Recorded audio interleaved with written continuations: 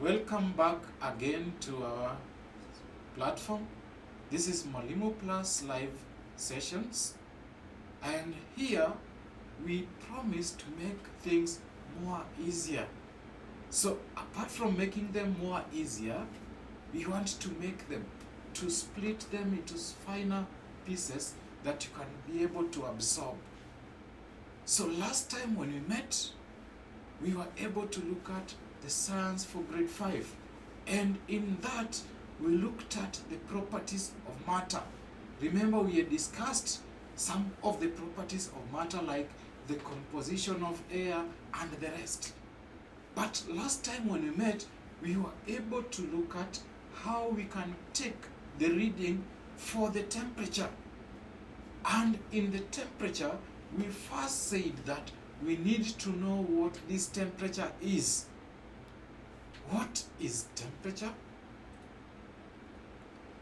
Very good. So we said that temperature is the hotness or coldness of a substance. Remember, in other subjects we talk about places, but now in science we talk about the substance.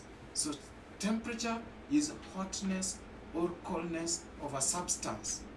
So in taking the reading, we said that we use a certain instrument.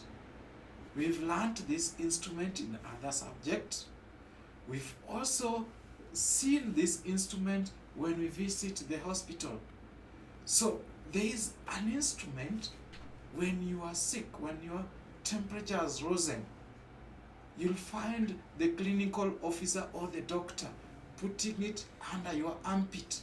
Then after a period of time, he pulls it out, then takes a reading. So that one, the doctor is taking your temperature.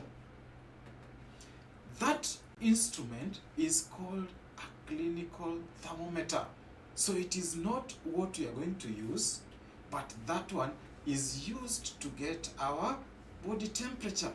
So when you are sick, the doctor is able to do that. So when we met last time, we were able to look at an extension activity. So you were supposed to go over this. So one of them was that which of the following, so out of those four, is likely to be represented by letter X. So there's a liquid we say that we can use in a thermometer. So that one is a thermometer. So which liquid did we say we can use inside there?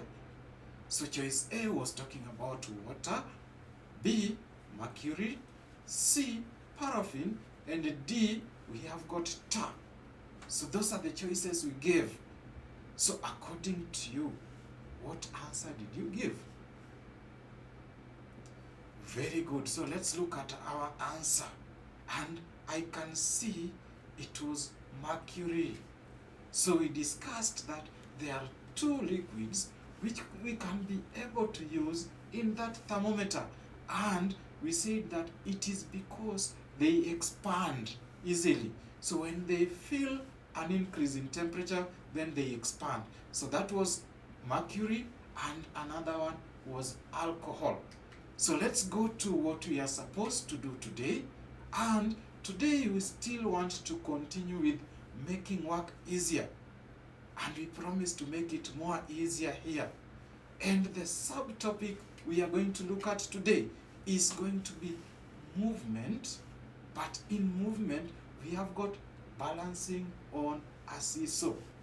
So we are going to balance on a seesaw. This one reminds me when I was a young boy, when my mom used to take me to school. So in our preschool classes, there were so many materials where we could go and play, and one of them was a seesaw.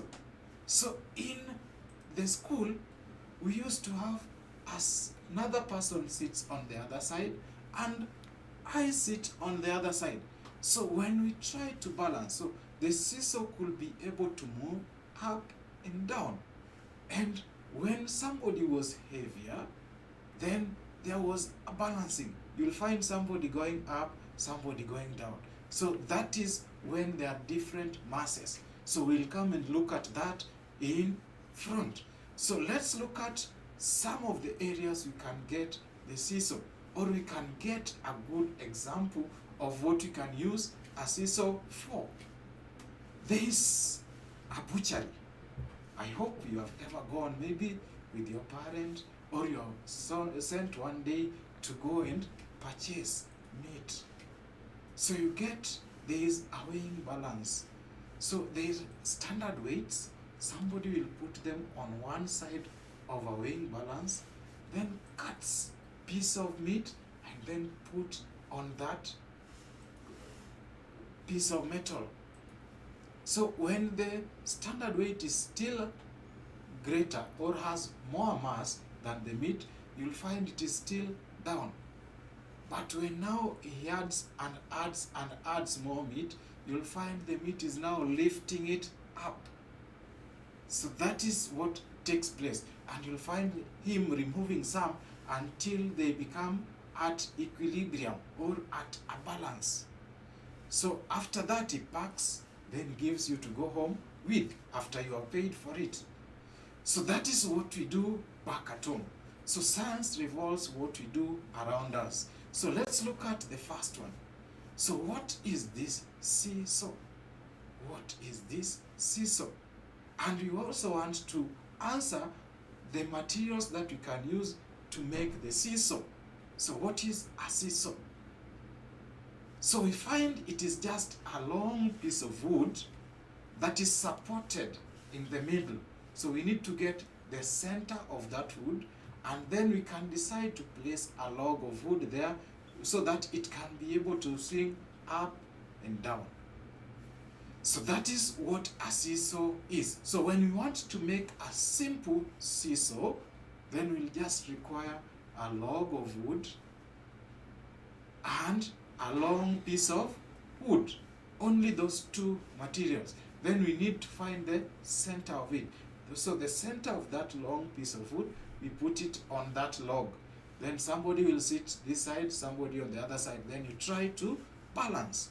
So this is what you get when you use the seesaw. In preschool, when you were in preschool, we used this to play. It was a form of play. So we did not know that it was science we were doing, but we were playing. So that game was for balancing. You'll find the teacher removing that lighter boy and replacing with another one. Then you find maybe the weight is still less, then removes and replaces with another one. Then you'll find that other boy who was heavier is now lifted. So it means that other one is more heavier than the one who is lifted up. So when somebody is up, it means he is lighter, or the mass or the kilograms is lighter than the one who is down there. So we have got an example of those two playing.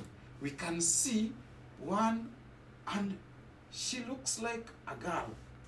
She's on the lower side. Then that boy is up. So out of these two children playing, whom do you think is more heavier than the other? Very good. So the girl is likely to be heavier because he is lifting the boy. So we have got ways we can use to balance the two. So we look at how we can balance the two. So one of the ways of balancing the two, after we've seen, it can be able to move them up and down, up and down. So it depends with who sits where. So when you interchange, you'll still find the girl is down. You can see we have interchanged. If somebody thinks that the other side maybe is a bad side, then you interchange that girl to go on that other side, then the boy to become on the side where the girl was. And you still find the girl is lifting a boy. So it is the girl who is heavier than the boy.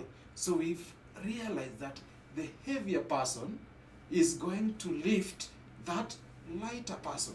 So it can be a person, it can be a bag, it can be objects like the one we use in our butcheries. So apart from this, we have got now a special one, the bags. So when it balances, then there should be on the same level. There's no one which is supposed to be down or up. They should be on the same level. So one of the ways of making this to be on the same level, we talked about one being heavier, one being lighter. So look at those two bags. Look at the two bags. There's one which looks bigger. There's one which looks smaller. And also look at their positions. So I'm interested in the positions where those bags are. So where we have got that center, we call it a pivot, or we can call it a fulcrum. So let us describe the position of the bigger bag according to fulcrum or the pivot. Very good. So that bag, the bigger one, is closer to the fulcrum. The lighter bag or the smaller bag is far away.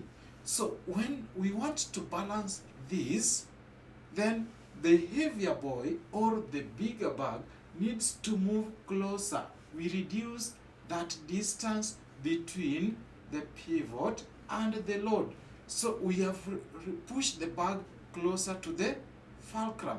So we have reduced that distance. And after reducing that distance and we find it is still not balancing, then we can decide now to move again the lighter one on the far end.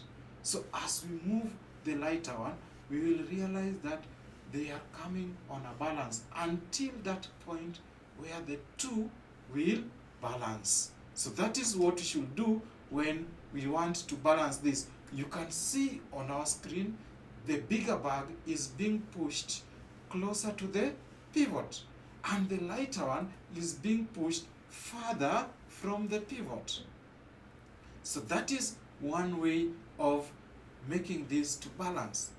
Another way of making it to balance is that if the two are together, then we can decide to add more weight or more mass on the lighter side. We can decide, but that is not recommended. The one that is recommended is to reduce the distance between the fulcrum and the load. So the bigger bag is the load. So we reduce that distance. Or we increase the distance between the pivot and the lighter bag. So if we were in that preschool and maybe I was lifting the other person, so that other person can decide to sit further and I move slightly inside. So when I move slightly inside, then you will be able to lift me. So that is how we can balance using the seesaw. So from here, we want you to go and practice this maybe with your friend or your cousin or brother. It doesn't matter the weight of that person or the mass of that person, but you can make it at home and find who is heavier. You don't need to go to a weighing machine. So you can do it just at home. So as we finish, for every day we leave you with an extended activity. And the activity we are going to discuss is about what we have just seen. And number one activity, the number one thing that we are going to do. So we are going to see, for example, number one, we have for a seesaw to balance. When you want to balance that seesaw, lighter objects should be moved dash. Should we move the lighter object A, closer to the fulcrum, B, at the center of the pivot. Fulcrum is the same as pivot. C, further from the pivot, or D, on the other side of the seesaw. On the other side means you now interchange. Remember, we interchanged the girl and the boy, and still the result was the same. And number 2, apart from moving the objects, you can move the lighter object towards the further end, or the heavier object towards the fulcrum. Apart from doing that, apart from moving those objects on the seesaw, what else can you suggest? That is your thinking now. What else do you think we can do to balance the object? What else do you think we can do to balance these objects? So A, add more mass to the lighter side. B, add more mass to the heavier side. C, remove the same mass from the lighter side. And D, interchange the masses. So out of those 4 choices, what can you suggest for that person who wants to maybe balance the objects? So when we meet in the next lesson, we expect you to have gone through these and suggested to that person. Apart from suggesting, remember there was another one I gave. So I welcome you in the next lesson, where we are going to know your suggestions and also appreciate them. All the suggestions are right, but now we are going to be having one which is the best. So as for now, I want to say bye.